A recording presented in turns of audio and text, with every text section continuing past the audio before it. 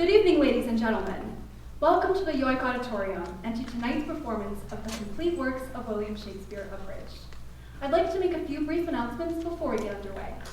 The use of flash photography and the recording of this show by any means, audio or video, is strictly prohibited by the management. Also, please refrain from eating, drinking, or smoking anything during tonight's show. For your convenience, toilets are located in the bathroom. Please take a moment now to locate the exit nearest your seats.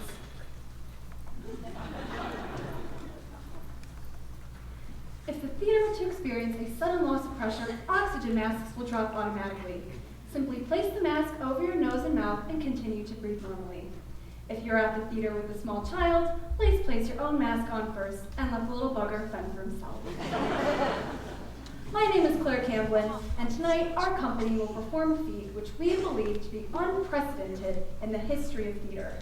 That is, to capture in a single theatrical experience the magic, the genius, the towering grandeur of the complete works of William Shakespeare, abridged. As you can see, we've got a lot to get through tonight. So at this time, I'd like to introduce one of our school's Shakespearean scholars. She took an online course at Phoenix University and has schmooped many, if not all, Shakespeare plays. Please join me in welcoming Miss Allie Schwabe.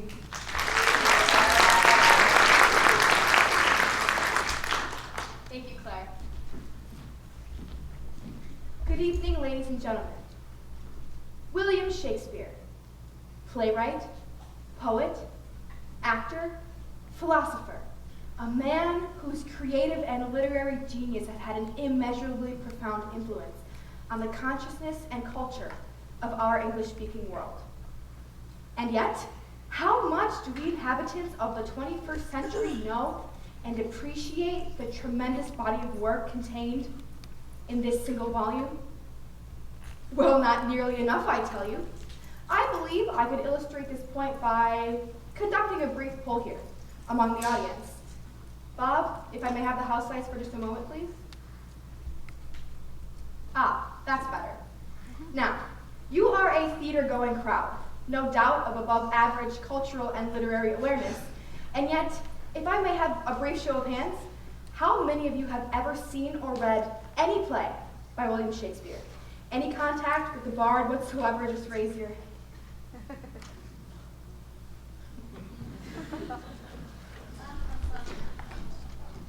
We gotta get out of here. Why? I think they know more than we do. No, they don't. No, really, we can sneak out the back. Oh, they don't know Shakespeare from the Shake Shack. Keep going. What do I do? Narrow it down. Let's see if we can narrow it down a bit, shall we? Has anybody ever seen or read All's Well That Ends Well? Yes, that seems to be separating the wheat from the chaff rather nicely. Let's see if we have any true Shakespeare trivia scholars here tonight. Has anybody ever seen or read King John? King John, anyone? You have? Really? Would you mind telling us what it's about? No, don't ask her.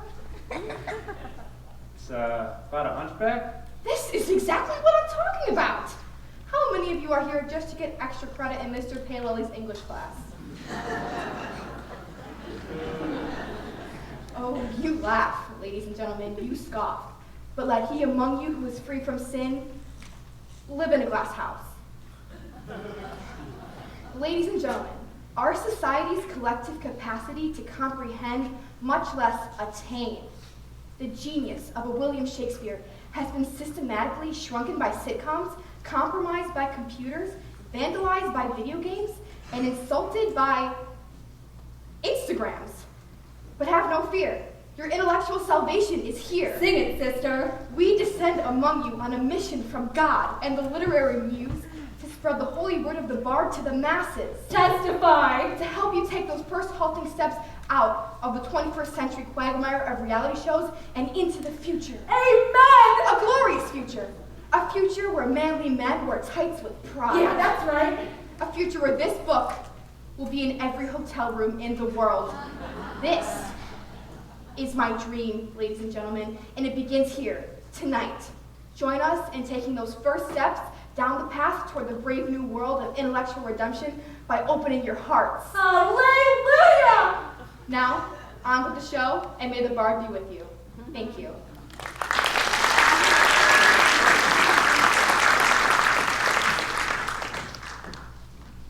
Those of you who own a copy of this book know no collection is complete without a brief biography of the life of William Shakespeare. Providing this portion of our show is another member of our troupe. Please welcome to the stage Mr. Jim Scully.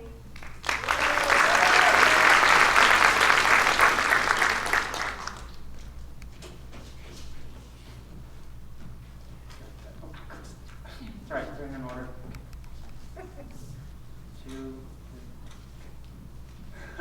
Hi. As you can see, I'm not an audience member. I've completely fooled you. So I just thought I'd take a couple notes on Shakespeare's life so we could get the show off to a good start and you can know all the stuff he did and everything. William Shakespeare. William Shakespeare was born in 1564 in the town of Stratford-upon-Avon, Warwickshire. The third of 8 children, he was the eldest son of John Shakespeare, a locally prominent merchant, and Mary Arden, daughter of a Roman, Catholic member of the landed gentry. In 1582, he married Anne Hathaway. Different Anne Hathaway. Too bad, she's hot. Shakespeare returned to London in 1588. There, he dictated to his secretary, Rudolf Hess, the work Mein Kampf, in which he set forth his plan for the restoration of Germany to a dominant position in Europe. After reoccupying the Rhineland zone between France and Austria and Germany and annexing Austria, Shakespeare invaded Poland, September 1st, 1939. I never knew that before. Shakespeare remained in Berlin when the Russians entered the city and committed suicide alongside his mistress, Eva Peron. He lies buried in the church at Stratford. Thank you. That's all I've got.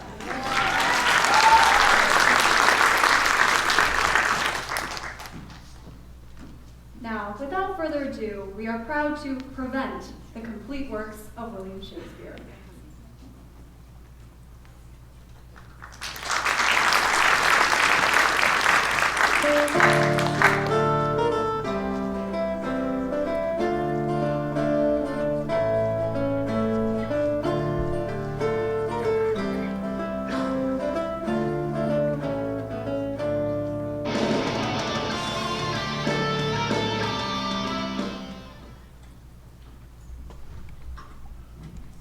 All the world's a stage, and all the men and women merely players. They have their exits and their entrances, and one man in his time plays many parts. One man in his time plays many parts. How true. Ladies and gentlemen, where better to begin our exploration of the complete works of one of the greatest of all English playwrights than in Verona, Italy, with one of his most beloved plays, Romeo and Juliet.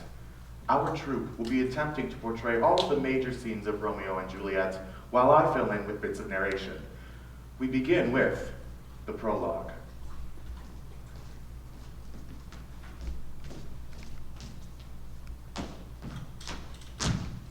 Two households, both alike in dignity, in fair Verona, where we lay our scene. From ancient grudge break to new mutiny, where civil blood makes civil hands unclean. From forth the fatal loins of these two foes, a pair of star-crossed lovers take their life. Whose misadventures hideous overthrows do, with their death, bury their parents' strife. Thank you.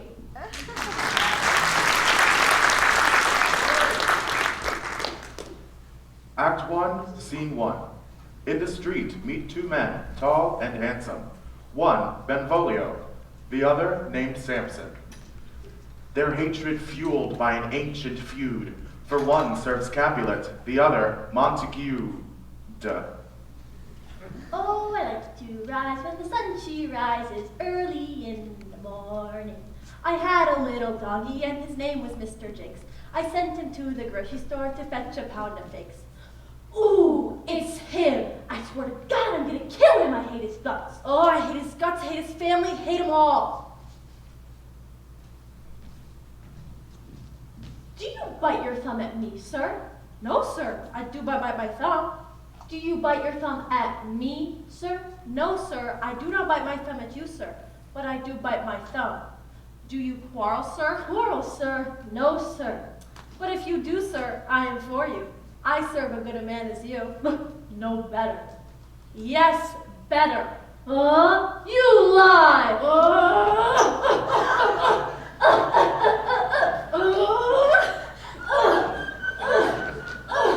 Montague! Rebellious subjects, enemies to the peace.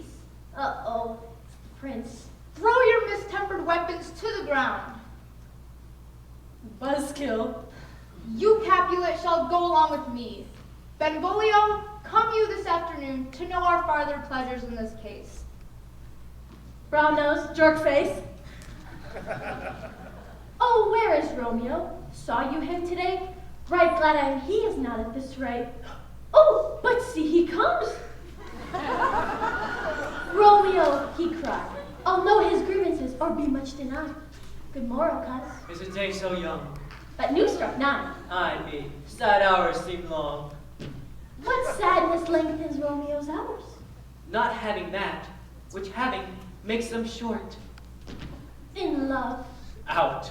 Out of love. Out of her favor where I am in love.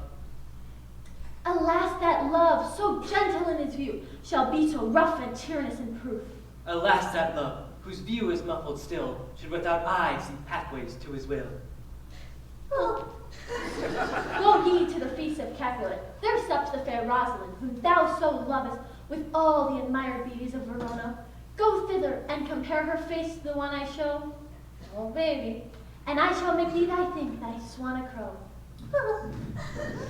I'll go along, no such sight to be shown, but to rejoice in splendor of my own. So much for Act 1.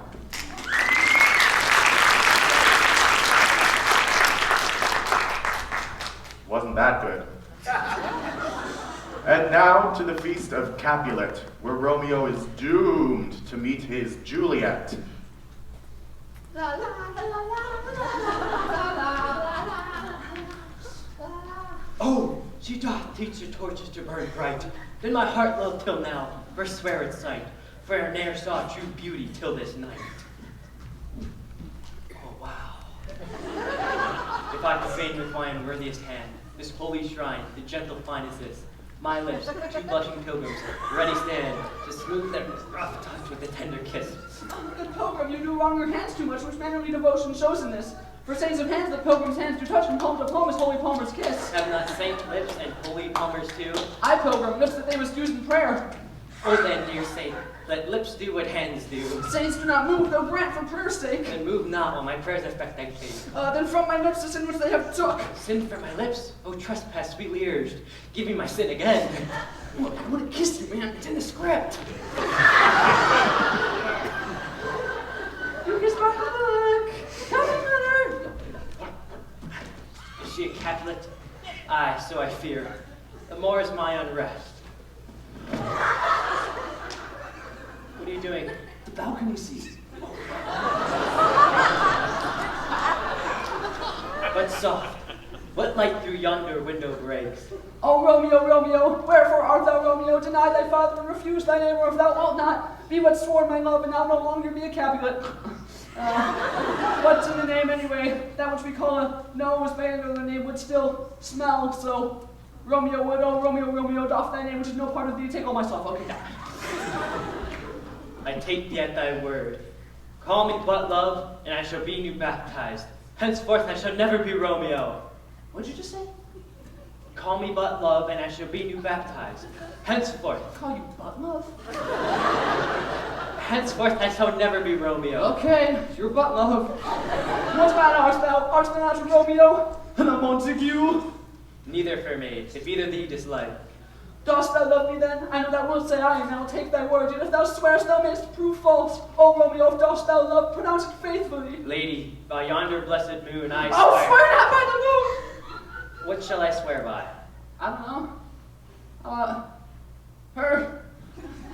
Lady, by yonder blessed virgin, I swear. I don't think so, Romeo. No, do not swear at all. Though I joy in thee, I take no joy in this contract tonight. It is too sudden, too rash, too unadvised, too like the lightning which doth cease to be, ere one can say it lightens. Sweet good night.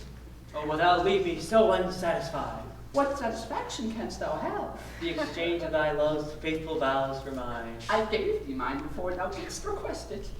Buy me some dinner first. 3 words down, Romeo, and then good night indeed. If thy bent of love be honorable, thy purpose merits. Send word tomorrow. 1, 2, 3. Parting to such sweet sorrow. Sweet good night. Bye, but love. Sleep dwell upon thine eyes, peace in thy breast. Oh, that I were sleep in peace, so sweet to rest.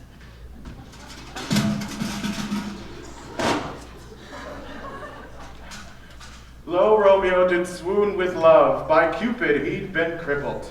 But Juliet had a loathsome coz, whose loathsome name was Tybalt.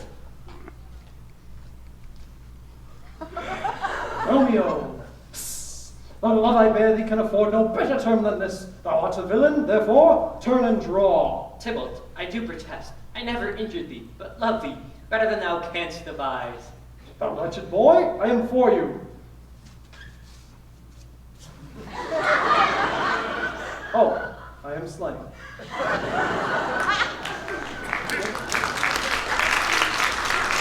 What do we do now? I don't know, we just skipped all of this stuff. Okay, go to here. Go, now, hurry. Moving right along. From Tybalt's death onwards, the lovers are cursed. Despite the best efforts of friar and nurse, their fates pursue them. They can't seem to duck it. And at the end of Act 5, they both kick the bucket.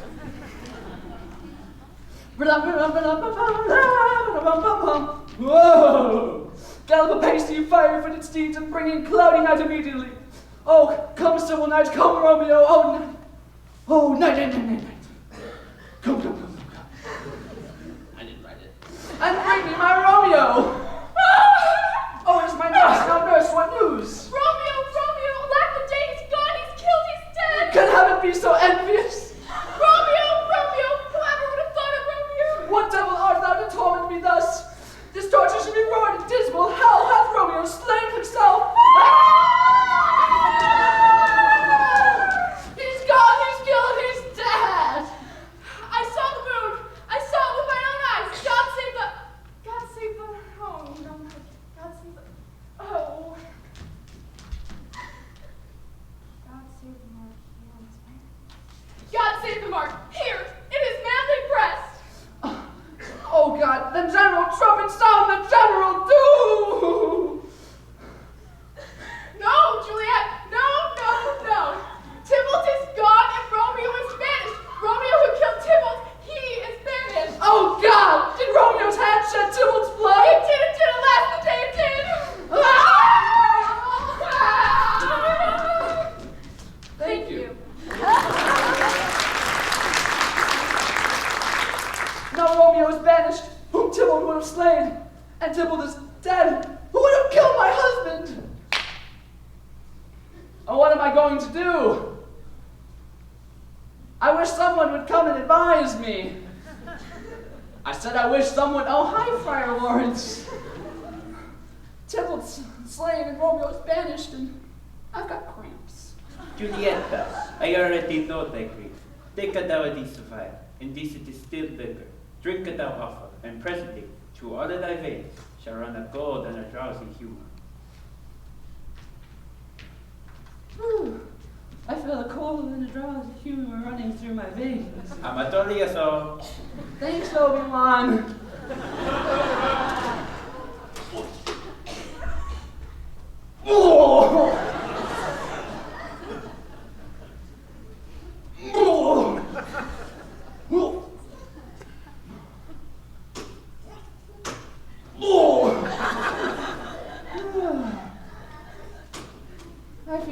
better now.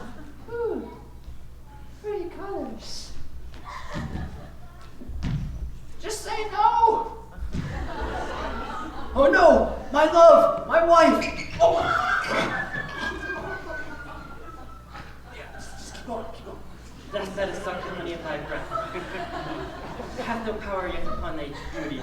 O Juliet, why art thou yet so fair? I don't know. Not yet, yes. Shall I believe that unsubstantial death is amorous to keep thee here in the dark, to be his paramour? Here's to my love. O true apothecary, thy drugs are quick. Thus, with the kiss, I die.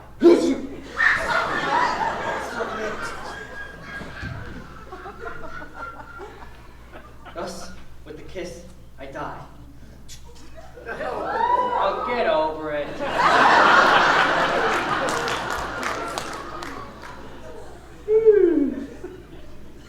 Good morning.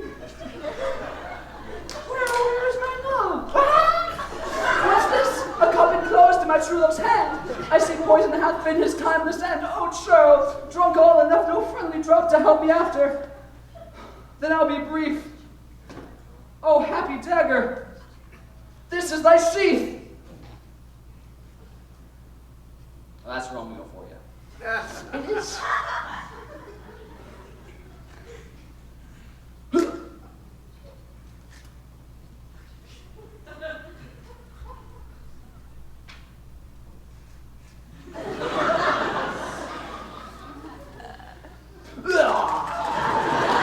Oh, my head! Oh, I'm raised!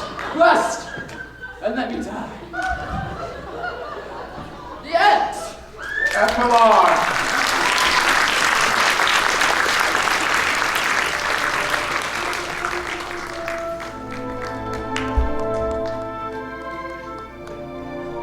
A blooming peace, this morning with it brings. The sun for sorrow will not show its head. Go forth and have more talk of these sad things. Some shall be pardoned, and some punished. For never was there a story of more woe than this of Juliet and her Romeo. And Romeo and Juliet are dead.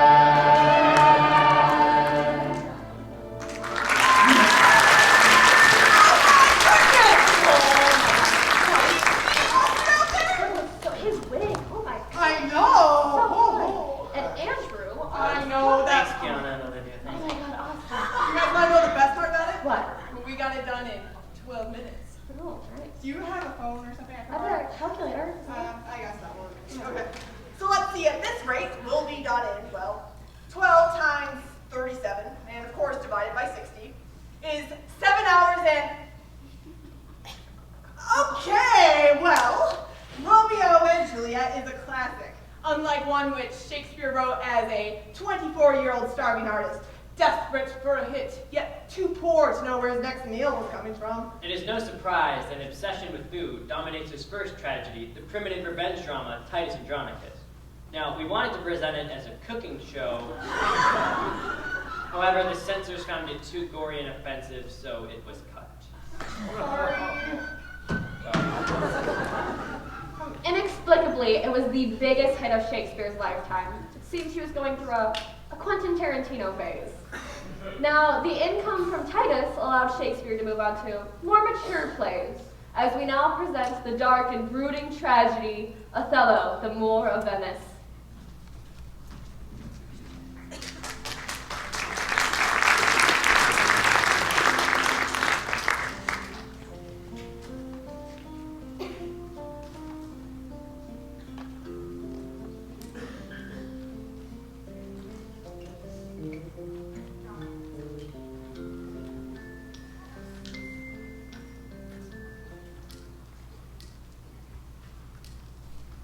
Speak of me as I am. Let nothing extenuate a one who loved, not wisely, but too well. For never was there a story of more woe than this of Othello and his Desdemona. No. Oh, Daffy! Bob, can we have some lights, please? Okay, so we left Jim on his own to research this one, and I guess he Googled the word moor and determined it to be a place where you tie up boats. I didn't Google it. Use Wikipedia. It's a reliable source. So what is a moor? Well, in the 15th century, a moor referred to a person of African descent. So, fellow's black. Not about. Not You're such a dork. Yeah. Ladies and gentlemen, we obviously have a little bit of a problem in performing Othello. Well, because the part is written for a black person, and we're obviously not. We're what you would call racially challenged. Yeah, basically, that's what we are. So, the bottom line here is due to physical limitations, we are unable to perform Othello, the Moor of Venice. So we'll actually move on to a Guys, different play. Come on. We can still do Othello. I've got an idea. A jam? It's No, totally voteless. No. Just gotta get like a beat going, you know? Like, okay. Here we go. Here's a story of a brother by the name of Othello. He liked white women and he liked green cello.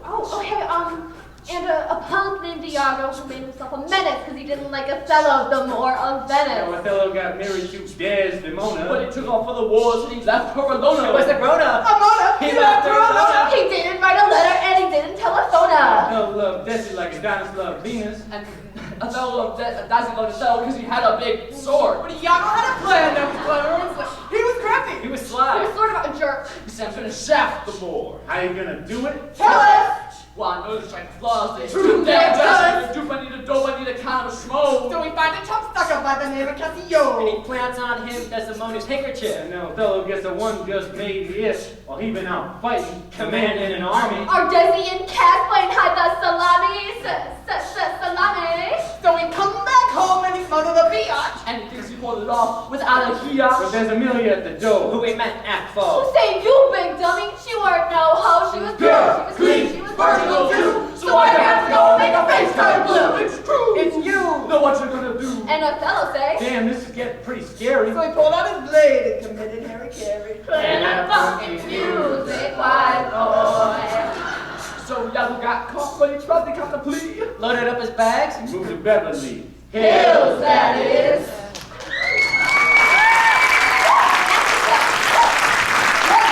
That was amazing, guys.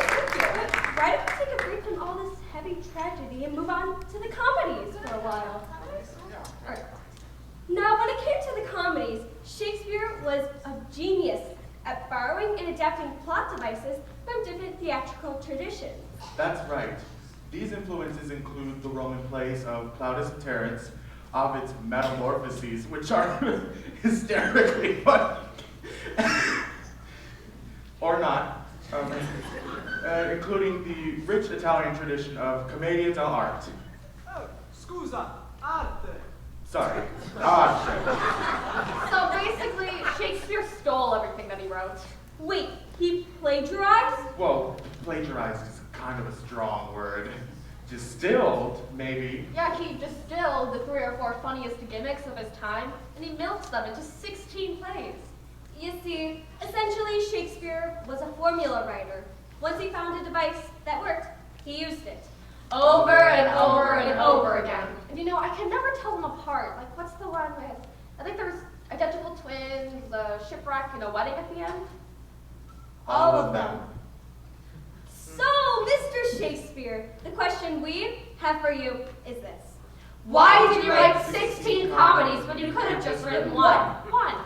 In answer to this question, we've taken the liberty of condensing all 16 of Shakespeare's comedies into a single play, which we have entitled The Comedy of Two Well-Measured Gentlemen Lost in the Merry Wives of Venice on a Midsummer's 12th Night in Winter. Or Symphony and Taming Pericles the Merchant and the Tempest of Love, as much as you like it for nothing. Or Four Weddings and a Transvestite. Comedies. Comedy. Comedy. Comedies!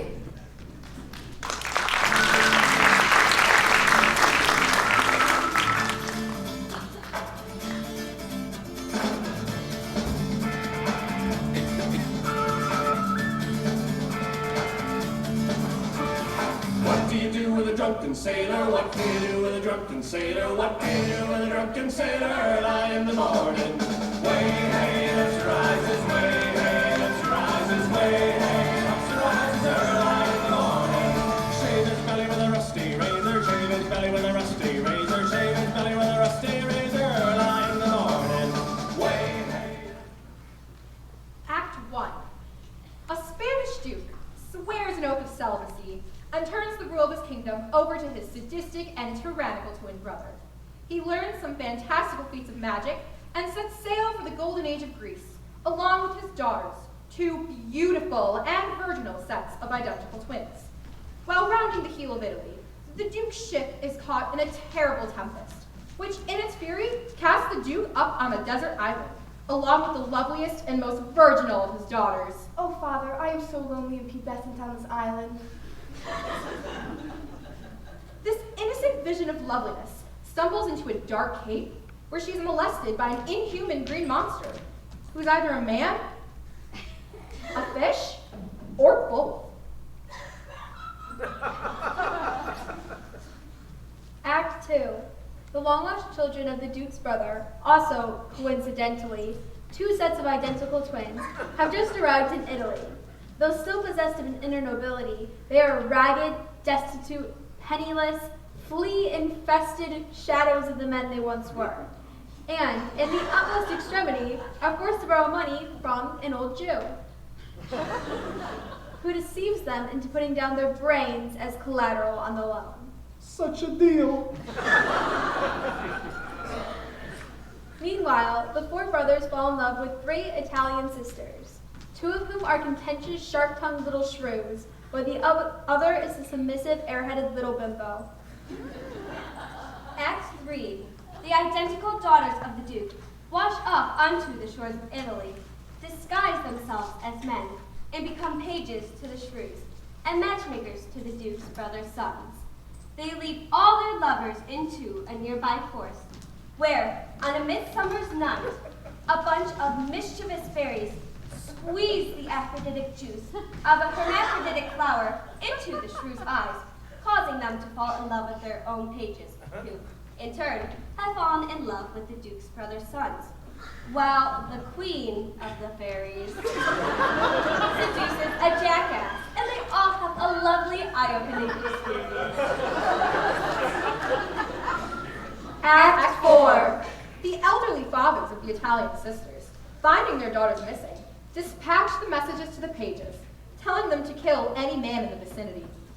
However, unable to find men in the forest, the faithful messengers, in a final, misguided act of loyalty, deliver the messages to each other and kill themselves.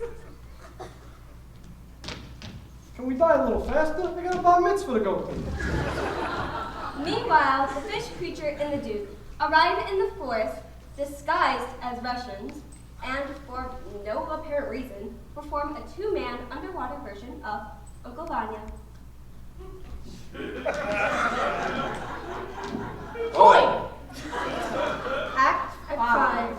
The Duke commands the fairies to right their wrongs.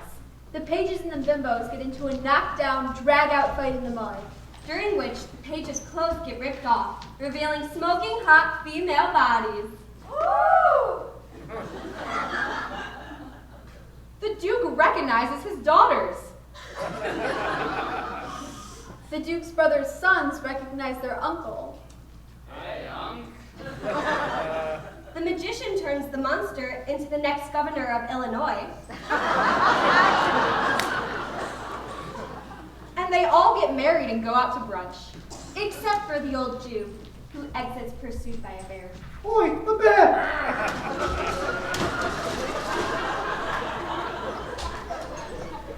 And they all lived happily ever after.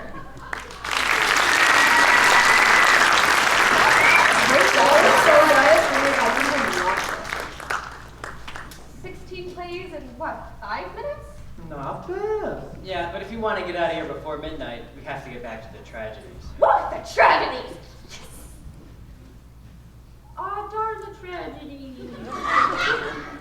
Interestingly, we've found that Shakespeare's comedies aren't half as funny as his tragedies.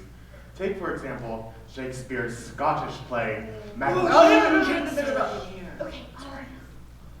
you're not supposed to say that word unless you're performing it because, well, it's cursed. Fortunately, we not only perform an abbreviated version of Macbeth, but after much thorough research, we were able to do so in Perfect Scottish accent. Ladies and gentlemen, we now present our own authentically Scottish production of The Tragedy of Macbeth.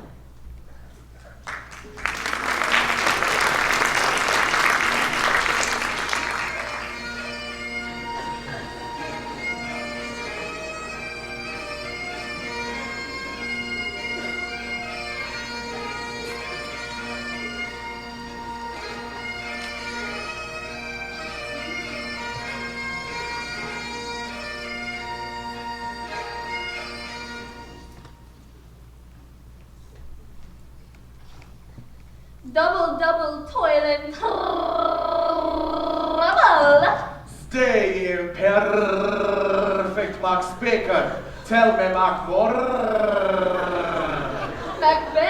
Macbeth, beware Macduff. None of woman born shall harm Macbeth, till Birnam Woods come to Dunsinane. Don't you know? Ah, that's dead great. Then what Mac need Mac I, Mac fear of Macduff? See you, Jimmy. I know that I was from my mother's womb one time like ripped. What do you think about that?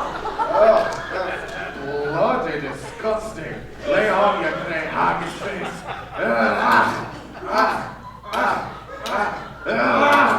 Macbeth, you killed my wife, you murdered my babies, you hocked a lug in my stew.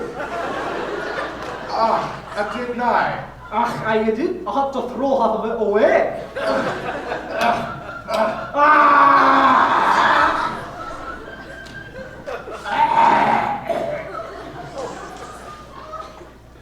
Behold, where lies the usurper's cursed head. Macbeth, your arse is up the window. I know that never was there a story of more blood and death than of this, for Mr. and Mrs. Macbeth. Thank you.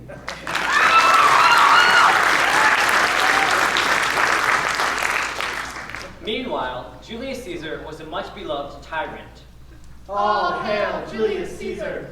Hail, citizens. who was warned by the soothsayer. Beware of the eyes of March. The great Caesar, however, chose to ignore the warning. What the hell are the Ides of March? The 15th of March. Why, that's today! Brutus, you just lost your Christmas bonus. Friends, Romans, countrymen, lend me your ears. I come to bury Caesar, so bury him. And let's get on to my play, Antony. At Cleopatra! Is this an asp I see before me? No, stop. No. Fool! Andrew, I'm dying to the metal. Come on, Metal. and back up here. Come on, Andrew. What? See, you have this bizarre notion that all of Shakespeare's tragic heroines wear really ugly wigs and vomit on people. It's an interpretation. Barfing on people is not an interpretation. No, she was into it. No, she wasn't. Get a clue. Antony and Cleopatra is not a Pepto-Bismol commercial. It's a romantic thriller about the geopolitical power struggle between Egypt and Rome. Like you knew. Okay, I'm sorry. All right, if I knew it was one of Shakespeare's geopolitical plays, you know, I never would have messed with it because it's my favorite stuff of his, really. Oh, yeah, really. Yeah, like all those themes and stuff that he wrote about like 400 years ago, and they're still relevant today. Like, what's that one you wrote about how nuclear energy affected the Soviet Union? It was like a metaphor wrapped in like an allegory.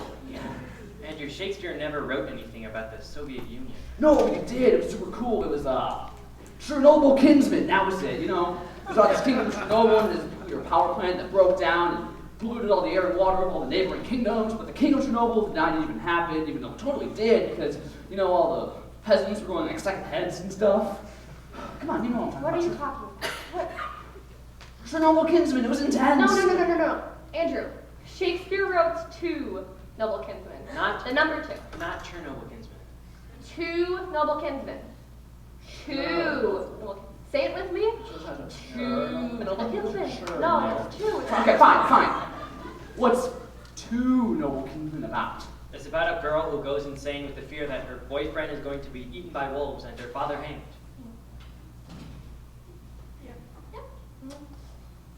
Anything about Boris Yeltsin in there? No. How about Putin? No. Okay, well, I never heard of that one. I mean, I'm not surprised you haven't heard of it because, well, actually, maybe we should explain it. Ladies and gentlemen, 2 noble kinsmen actually falls into the category of Shakespeare's shows, which scholars refer to as the Apocrypha, or in some scholarly circles, the obscure plays, or the lesser plays, or simply the bad plays. And yet, not all the Apocrypha are completely without merit. Take, for instance, Troilus and Cressida is quite good. I was actually thinking that we could do a improvised version based on this chapter. Yeah, we could do an interpretive dance performance art version. Oh, I love performance art. It's so pretentious. Yeah, and we could use Troilus and Cressida as like a jumping off point to explore the deeper meanings and themes like the transient nature of life and the mythology involved in the arising anticipation of forms. Okay. Yeah, let's get some props. Yeah! Oh, wait just a minute. I was thinking of a straightforward, scholarly approach. Yeah, screw that. Agreed. Well, okay. Troilus and Cressida was written in 1603, published in quarto in 1604, and appears in the first folio, although this version is some 166 lines longer than the second quarto edition of 1645, which is some 166 lines shorter.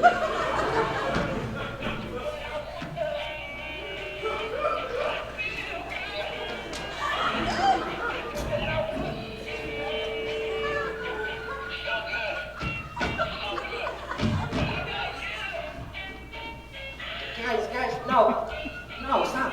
Ladies and gentlemen, my book has nothing to do with Godzilla or Santa Claus. It discusses the possibility that Shakespeare's work was actually written by Elvis Presley, who entered a time warp. I think it's really groundbreaking. Wait. Isn't there anything in there, about the plot? Plot? Of course I cover the plot. What kind of scholar do you think I am? I cover the plot in depth on the footnote of page 29. Troilus, youngest son of Priam, king of Troy. Okay, I'll be Troilus, you be the king? Okay, cool. Great. Loves Cressida. Andrew? I'll get the wig. And has arranged with her uncle Pandarus for a meeting. Meanwhile, Agamemnon, the Greek commander. Agamemnon? Austin, Agamemnon, this is boring. Boring.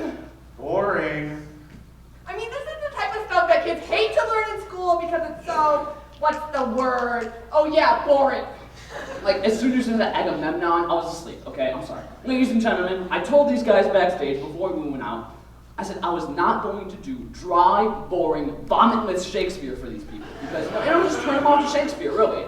You barely know these people. It's not true. We bonded while I was out there vomiting and such. Like, see, that's Matt. He thought he was coming to see Hamilton. He's a little disappointed, but it's okay because we know we formed that bond. It's good. What's your point? What's your point? Okay, fine. When I was in school and we were supposed to be studying Shakespeare, I would always just be looking out at the window at all those kids playing ball, and I would think, why can't this Shakespeare stuff be more like sports?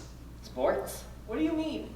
Yeah, sports. Sports are visceral. They're exciting to watch. Like, take the histories, for example, with all those kings and queens killing each other off and passing the crown from one generation to the next. It's like football, but you do it with a crown. Hey, yeah, they are kind of similar, aren't they? Yeah, I can see that. Okay, let's line them up and let's take the American ball! Let's get it. Let's go.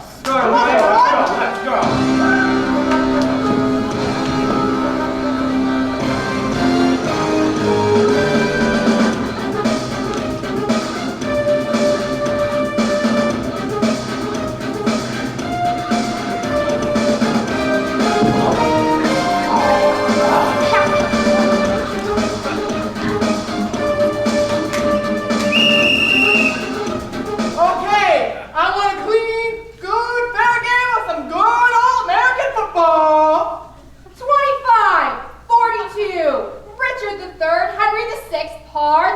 shoot, 3. And the crown is snapped from Richard II, that well-spoken 14th century monarch. He's fading back to pass, looking for an air downfield, the heavy rush from King John. My gross flesh sinks downwards. The crown is in the air, and Henry VI comes up with it. Victory is mine! There's a heavy rush by King John, that rarely performed player of the 12th century, and he's down. Oh, he's killing him out there. This could be the end of the War of the Roses cycle. King John is in the clear. My soul hath elbow room. He's at the 40, the 30, the 20. He's poisoned on the 10-yard line. Looks like he's out of the game. Replacing him now is number 72, King Lear. Divide we our kingdom in 3. Cordelia, you go along. You go first. A penalty marker is down. Fictional character on the field. Lear is disqualified, and he's not happy about it. Block it. Lining up now is that father-son team of Henry IV and Prince Hal. Center snaps to the quarterback. Quarterback gives to the hunchback. It looks like Richard III's limp is getting in trouble. A horse, my kingdom for a horse. There's a pileup on the field. Let's take a look at that on instant replay.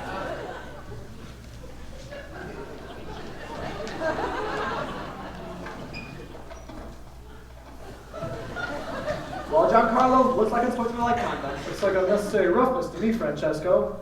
Fumble! And Henry VIII comes up with it. He's at the 20, the 15, the 10. He stops at the 5 to chop off his wife's head. Who's your daddy? Touchdown for the Red Rose!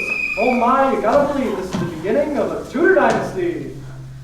Henry V, Richard III, the whole royal family is freaking absurd. Except Meghan Markle! Hey, Bob, could you bring up the house lights just for a little bit, please? Can I borrow your program for a sec? What are you doing?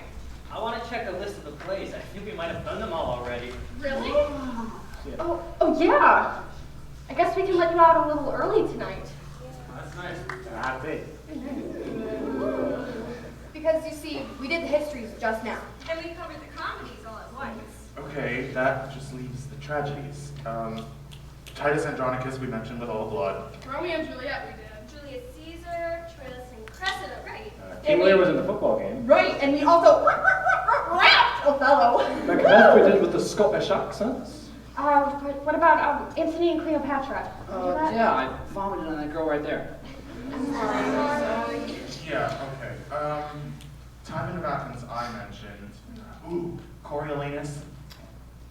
I don't want to do that one. Why? What's the matter with Coriolanus? I don't like the anus part. I think it's offensive, and my little sister's in the front row. Okay, so we skipped the anus play. And that's it. That's all of them, right? Thank you so much for coming to the show. Wait, Have a good guys, one. come back. What? Oh, no. Hamlet! Oh. How could we forget Hamlet? I don't know. It says it right there. Shakespeare didn't write Hamlet, did he? Of course he did. I thought that was a Mel Gibson movie. What's Hamlet even about? You know, a young prince struggling with his conscience after his uncle murders his father. No, that's the Lion King. That's fine.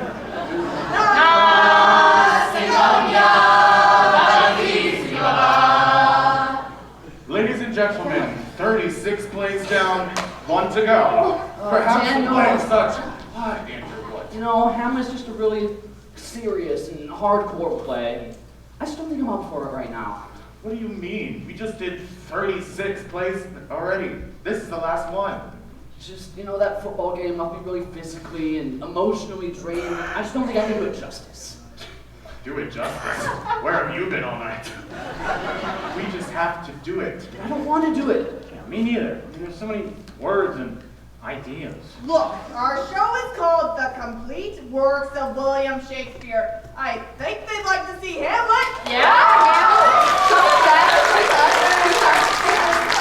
Fine, we'll just change it to the complete works of William Shakespeare, except Hamlet. Exactly. It does not fit. That doesn't work. No, that is the most ridiculous thing I've ever heard. Okay, you know what? If you want to do Hamlet, go ahead. You can't make us do it, okay? Now,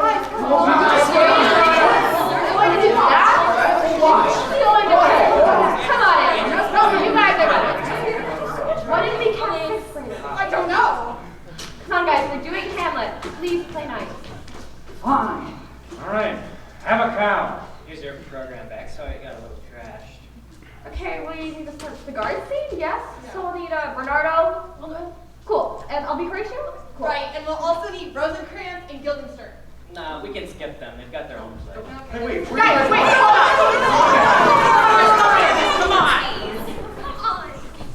on. Michelle and Kyle are fast. They'll be back in 5 seconds. 5, 4, 3, 2, 1.5. We need to distract them. Does anyone have any tricks? Any jokes? I got one. All right. Ladies and gentlemen, I'm sure you've never seen this before, but I can clone myself. What?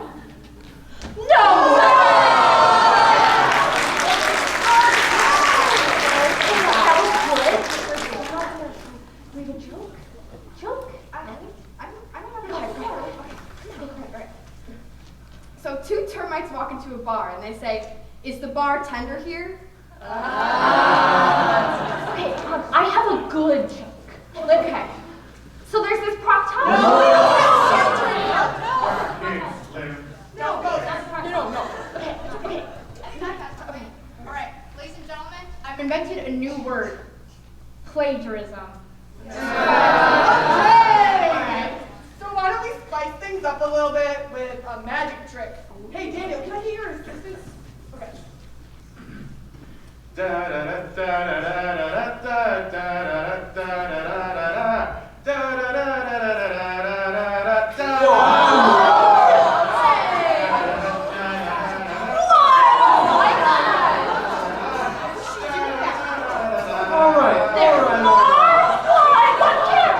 Ladies and gentlemen, I think it's time for a little intermission. Go out, stretch your legs, get some concessions made from the patrons of the arts. Yeah, and we'll be back here in 10 minutes and we should be ready to proceed with Hamlet, the Prince of Denmark. I hope.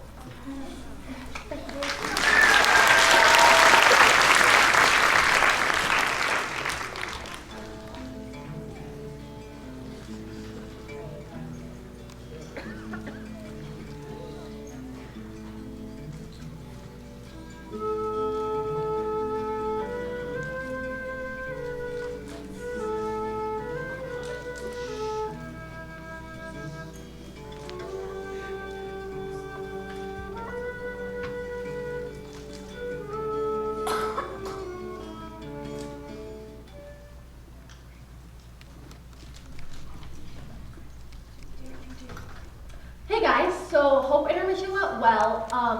While y'all were on intermission, me, Austin, and Liv actually discovered that Shakespeare wrote 154 sonnets. My favorite is, "Shall I compare thee to a summer's day?" Yeah, and my favorite is, "How do I love thee? Let me count the waves." Liv, what? It's not by Shakespeare. Yeah, no. E. Barrett Browning wrote that. Well, we've got, what, 153 more? So let's just... Austin, you want to start? Honey, we're home! Andrew and Jim, ladies and gentlemen. Ooh, we're back and we're ready to do Hamlet. H-E-L, M-E-T, H-E-L, M-E-T, what's that spell? Helmet. Yeah, gotta go. Ready to do Hamlet. You gave him sugar, didn't you? His mom gave him Skittles. Still don't want to do it. Come on, go. Any words? I bet Benedict Cumberbatch wouldn't have to deal with this. Bob, may I please have a little bit of mood lighting here to set the scene for perhaps one of the greatest plays ever written in the English language? Much better. Hamlet, the tragedy of the Prince of Denmark. The place, Denmark. The time, the 12th, maybe the 13th century, give or take. Battlements of Elsinore Castle, round about midnight. 2 guards enter.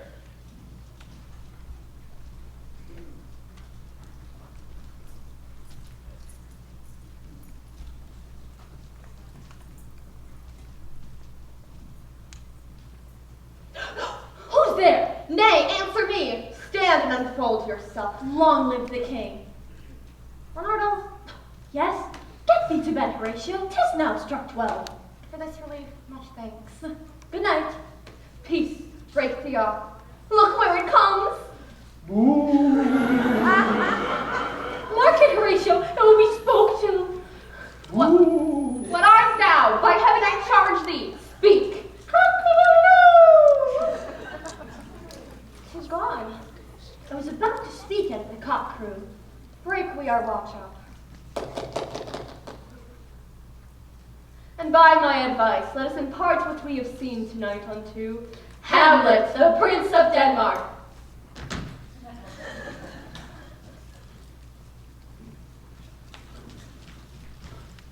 Oh, that this too solid flesh would melt, thaw, and resolve itself into a dew. That it should come to this, but 2 months dead, so loving my mother. Frailty, thy name is woman! Yeah, you, okay? Don't pass it off. Don't try to pretend like it didn't happen, okay? We all know what happened, all right? Every Friday, we used to go to Woodfield, all right? Then we'd come back to my house, we'd play ping pong, you were all paying, and I was all ponging, and I was totally digging it, and I was like, yeah, but then you ran off with some other guy. And I was like, what happened? What happened? And you said, we're just friends. And it's not you. It's me, okay? Well, you're damn right it's you. That was fantastic. Andrew, stick to the script. What are you doing? That's a good idea. Yeah, great idea. I know. Married with mine uncle, my father's brother. Thy funeral baked meats did coldly furnish forth the marriage tables. My lord. Horatio. I think I see my father. Where, my lord? In my mind's eye, Horatio. I think I saw him yesternight. Saw who? The king, your father. The king, my father. But where was this? Upon the platform where we walked. 'Tis very strange. I will watch tonight, but chance 'twill walk again. All is not well. Would the night were come, so that... The air bites shrewdly. It is very cold. Look, my lord, it comes. Angels and ministers of grace defend us. Something is rotten in the state of Denmark. Mark me, I want to bite your neck. Speak, I am bound to hear. So art thou to revenge when thou shalt hear. If ever thou didst thy dear father, revenge is foul and most unnatural murder. Murder? Murder? The serpent that did sting thy father's life now wears his crown. My uncle! Your uncle! Let not the royal bed of Denmark become a couch for incest. Incest? A couch! Adieu, Hamlet, remember me. Oh. My lord, this is strange. There are more things in heaven and earth, Horatio, than are dreamt of in your philosophy, so piss off. I hereafter shall think meet to put an antic disposition on. The time is out of joint. Oh, cursed spite, that ever I was born to exit right. Stage right, dang it. Get out there. I want to do it. Go. Too many words.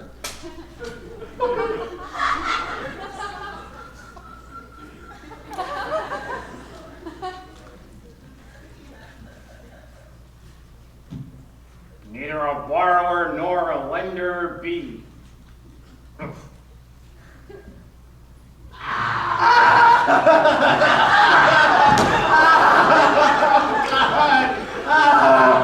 Now, Ophelia, what's the matter?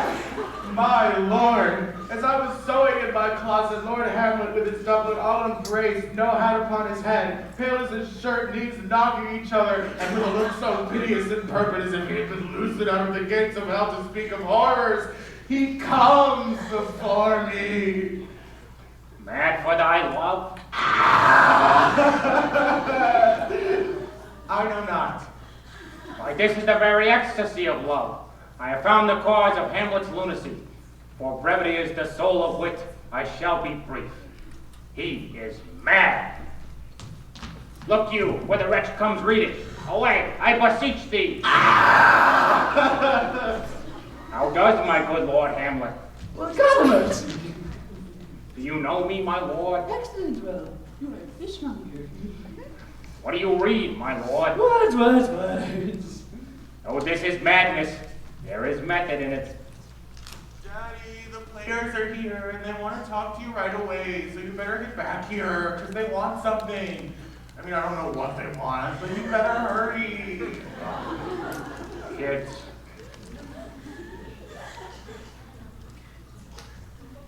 I am mad but northwest. When the wind is southerly, I know a hawk from a handsaw. Now, I shall have these players play something like the murder of my father before mine uncle. I'll observe his looks. If he do but blench, I'll know my cause. The play is the thing, wherein I'll catch the conscience of the king. Bob. Spotlight.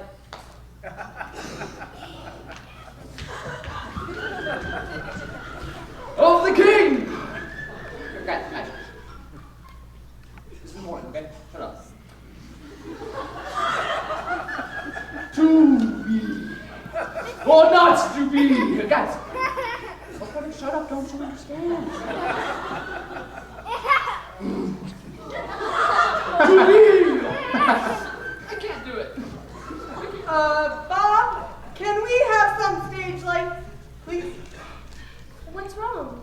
You're laughing at me. They're not laughing at you. They're laughing with you. No, she was laughing at me. Oh, don't mind her. She's on probably drugs or something. Andrew, you know, we've been talking backstage, and you don't have to go on with the speech if you don't want to. I'm so embarrassed.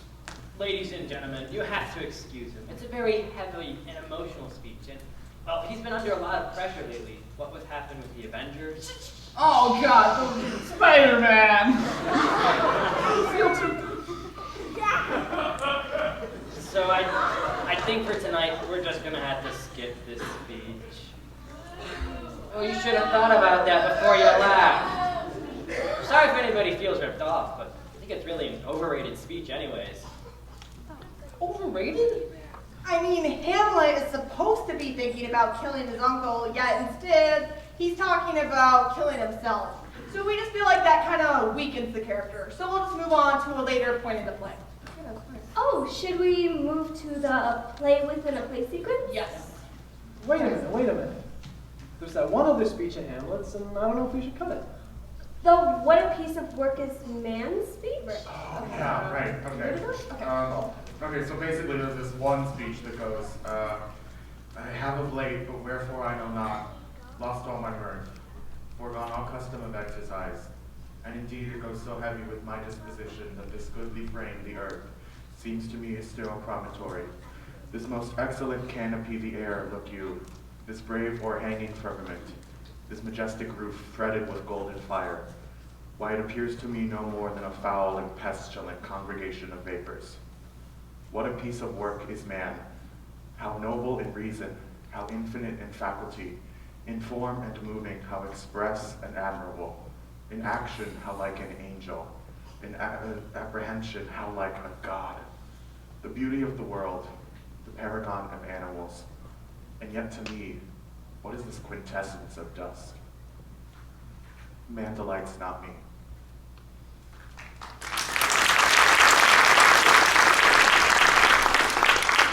Okay, so we'll skip that speech and go right to the killing. Yeah. Whoa, guys, wait a minute though. What about the get thee to a nunnery scene? Yeah, let's do that one real quick. Yeah. No, guys, we can't. I don't have my wig on. We have to. It's central to the plot. I can't, okay? I'm not even in the right character mood either. The wig is an important part of this costume, all right?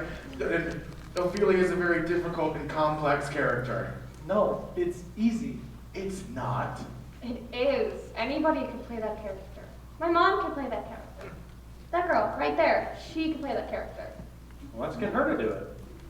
Yeah, that sounds like a great idea. No, you guys, no. Oh, come on. Really? Andrew, I didn't make you do your stupid speech, okay? You can't just bring some bozo on stage. No! He's not a bozo. And besides, she volunteered. Be nice. Alright, so just come here. What's your name? Alright, can we call you Bob? It's just a little bit easier to remember. All right, so Bob, this is a very simple scene. It's extremely difficult. So Hamlet has had this relationship with Ophelia, but what with been happening with his mother, his uncle, and his father, yada yada yada, he can't deal with her anymore. He's being a prick. So he gets all worked up and he tells her to get out of his life. Hamlet says, "Get thee to a nunnery." Now in our version of this speech, all Ophelia does in response is she screams. That's all she does. She screams. Do you want to try it? All right. Good luck. Get thee to a nunnery. Did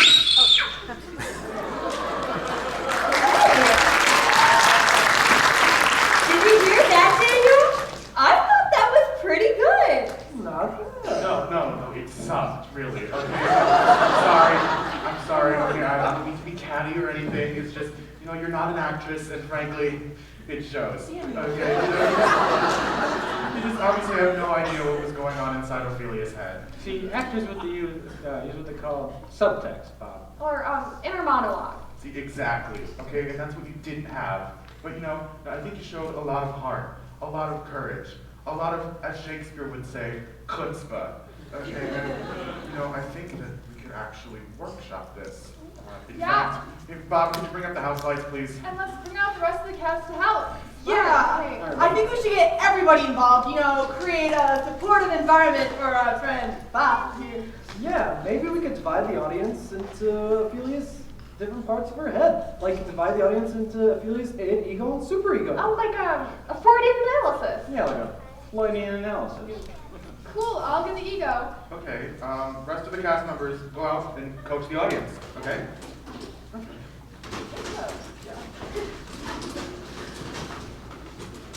Okay, the first 3 rows, you're going to be Ophelia's id. Now, her id it's confused, it's wishy-washy, it's awash in a sea of alternatives. So maybe you could put your hands up in the air and wave it back and forth, kind of undulate and say, maybe, maybe not, maybe not. Perfect, save some for later. Right, but wait a minute. What were you doing? You right there. 3rd row, maroon shirt. Guy, what were you doing? You weren't participating with the rest of the group. You know what this means, don't you? You're gonna have to do it all by yourself. Don't be afraid. Nobody's watching. Hands up. No, come on, I hear the words. Maybe. There we go.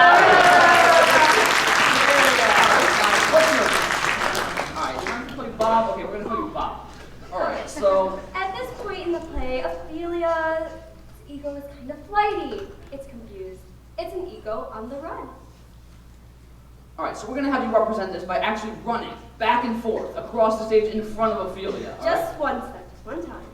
I don't know if he knows how to run. Well, do you want to try it? Sure. All right, just go.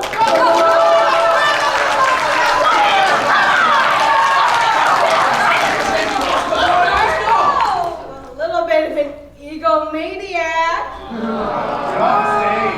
Well, Shakespeare liked puns. Good one. Okay, why don't we have everyone in the rest of the theater play Ophelia's superego? Those strong, moralistic voices inside your head that tell you exactly what to do. Now, it's a very complex part of the psyche, so guys, can you help me out? Yeah, I got you. Okay. So everybody over here to my left, you guys are going to be section A.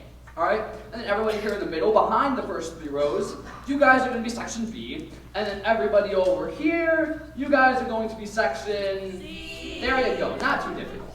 Now, section A is the masculine part of Ophelia's brain. I want you to use Hamlet's line for this. I want you to say, "Get thee to a nunnery." Let's try it, section A. Get thee to a nunnery. Section A? That was just awful. Come on, people. Work with us on this. We want it very loud, very strident. Section A. Get thee to a nunnery. Yes, much less totally pathetic. Alright. Now, section B. You're Ophelia's voice of vanity. You're saying, for God's sakes, do something with yourself. Put on some makeup or something. Really, no offense, okay? This is straight out of the text. Alright. So we're going to have you say, paint an inch thick. Alright, let's try that. Paint an inch thick! Ooh, I don't know. Section B can learn something from Section A. Okay, now section C, we've saved the best for last. You're the most important component of Ophelia's superego. Now we're going to use you to draw her into modern context. Really relate her to the women of today. Because maybe she wants power, but she wants to keep her femininity. Maybe she wants to be a corporate executive, but she wants to have babies as well. She gets fed up and she just feels like saying, cut the crap, Hannah. My biological clock is ticking and I want babies now. See, it's that ignorant and you do. Why don't we have them say that? Okay, can we try it? Cut the crap, Hamlet. My biological clock is ticking. I want babies now. Great job. All right. Now, Bob, your job as an actress is to take all of these elements, synthesize them within your very soul. And in that moment of silence, when all attention cuts to you, you let out that scream that epitomizes Ophelia. All right? She can't wait. And remember, no matter what happens, Act natural. Okay, let's start with the ego. Ready? All right. Go on. All right, in, arms up. Get me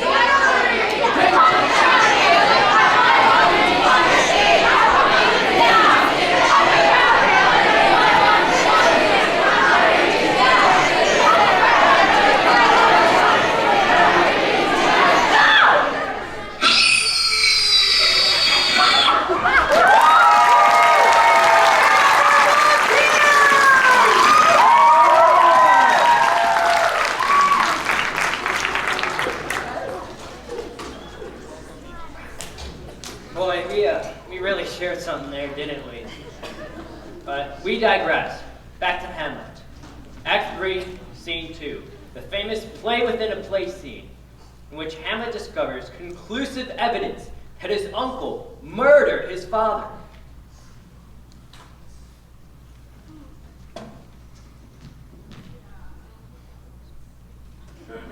Speak the speech I prayed, as I pronounced it to you, trippingly on the tongue.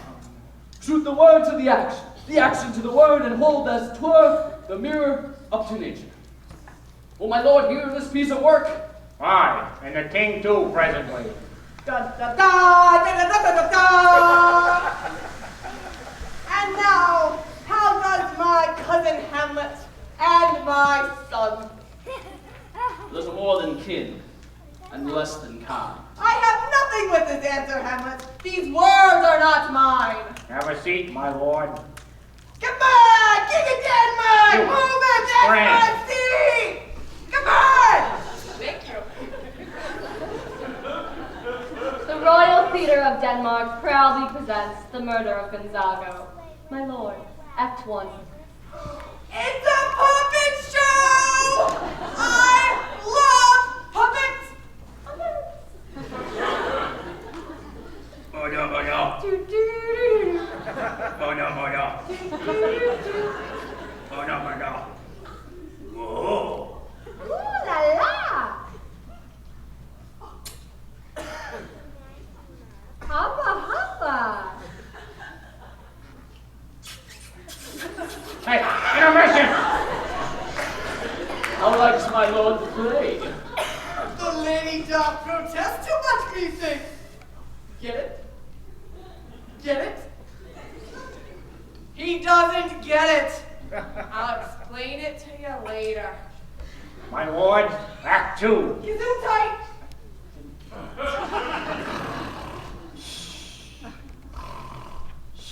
Da-da. Da-da. Da-da-da-da. The king rises. Give on the play! Lights away! I'll take the ghost's word for £1,000. My lord, the queen would like to speak with you in her closet. Then I shall come to my mother. Behind the screen, I'll convey myself to hear thy process. Where's the screen? Where's the screen around here?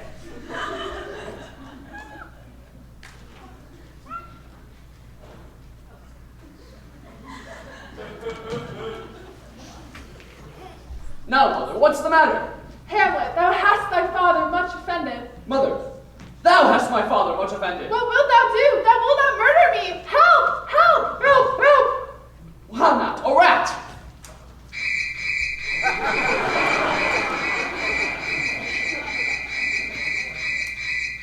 Dead for a decade. Dead! Now, Hamlet, where's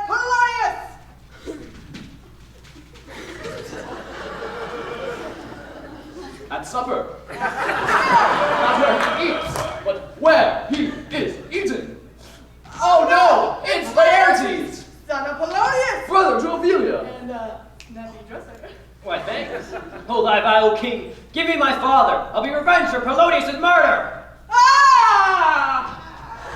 How now? What noise is this? Dear maid, kind sister, sweet Ophelia.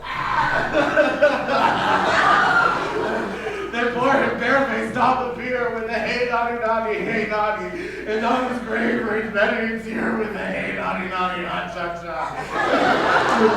Fare thee well, my dove. I'm mad. I'm out of my tiny little mind. You see, this is acting. Here's room for you, rosemary for remembrance, and I would have given you violets, but they withered all when my father died. Oh, now I'm starting to feel a little nauseous. Daniel, that's Andrew's thing. Hamlet comes back. Wait, please. Whatever your name is. What's the next thing with Ophelia? What? What's the next thing with Ophelia, Austin? There are no more scenes with Ophelia. Hamlet comes What? back. No, come on, I'm up for it. That's all Shakespeare wrote. Hamlet comes back. What? Okay, then what happens to her? She drowns. Oh. Okay. Hamlet comes back. What would I undertake to prove myself my father's son indeed? More than in words, too. I'm back.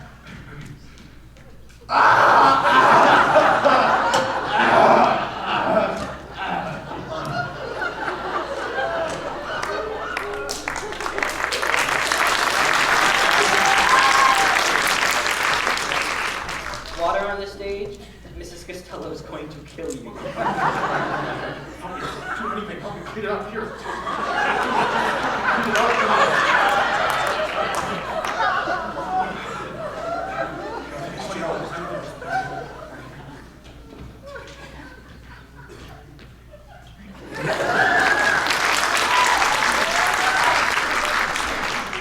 To cut his throat in the church.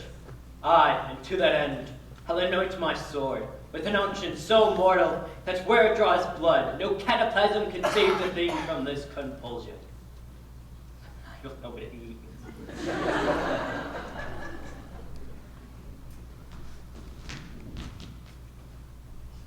This skull had a tongue in it, and could sing once, but then came the Nutri-System weight loss.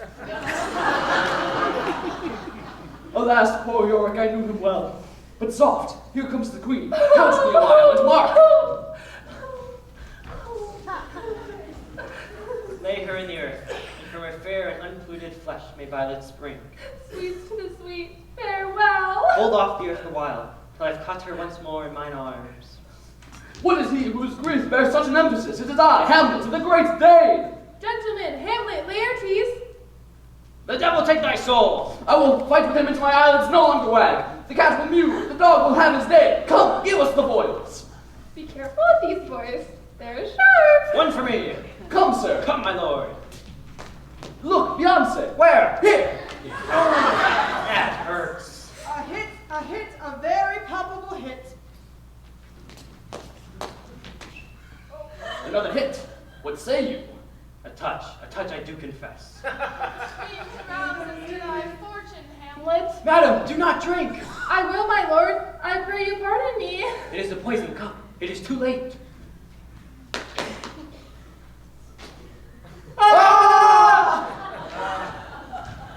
How does the queen? She swoons to see thee bleed. No, the drink. I am poisoned. Oh, villainy, treachery. Seek it out. It is here, Hamlet. Here I lie, never to rise again. I can no more.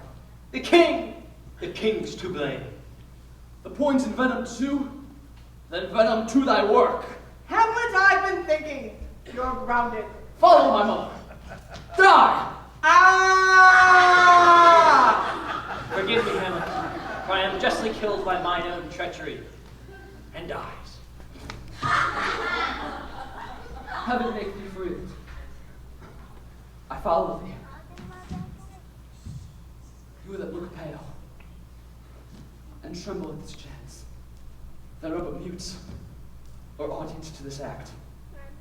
If ever thou didst hold me in thy heart, absent thee from felicity a while, and in this harsh world draw thy breath in pain to tell my story. The rest is silence.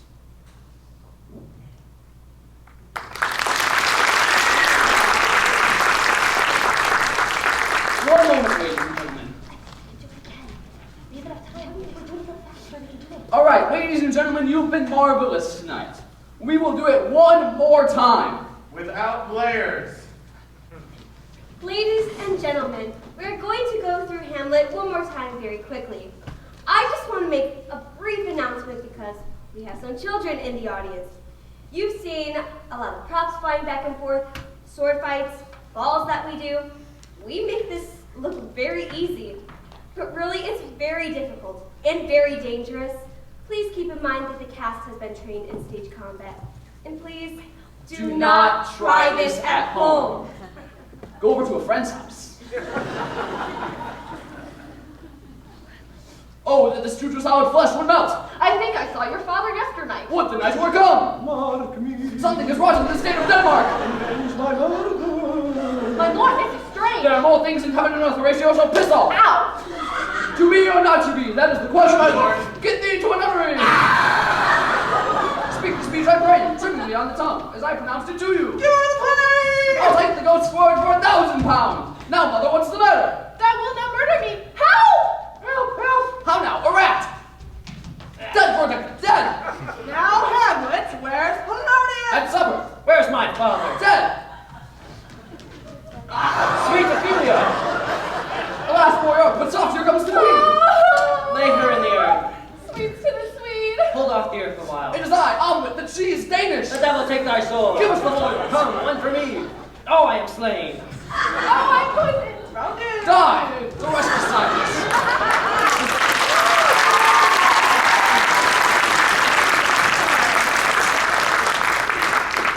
Ladies and gentlemen, we shall do it faster.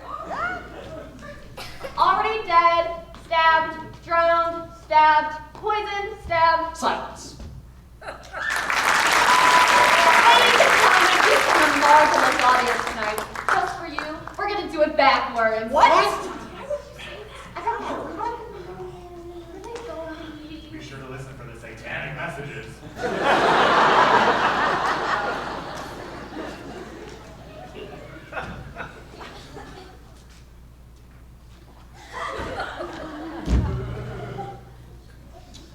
Silence is rest of thee, follow I. Rodin, are you, Hamlet? Paul is dead. Slain am I owed. Foils this give. Earth thee off hold. Sweet, not too sweet. Earth thee in her lay. Dayton Hamlet, I is this. Oh, York, poor lass, queen that comes here. Ophelia sweet. Father, I is where? Dead, day for dead. Help, help.